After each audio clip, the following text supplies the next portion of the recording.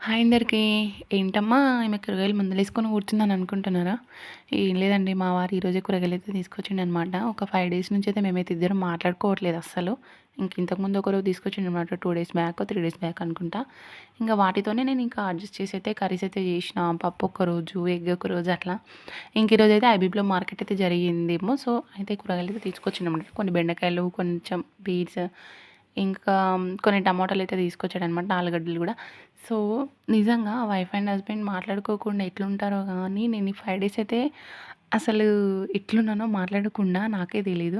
కొంచెం లోపల మాట్లాడాలని ఉంది కానీ, తనే మాట్లాడాలని ఒక కొంచెం తెగింపు అన్నమాట. అలా ఫైనల్లీ నేనే మాట్లాడతాననమాట. అంతే మనకు మాత్రం ఊకోదనమాట నోరు. ఏదైనా ఒకటి వస్తదనమాట.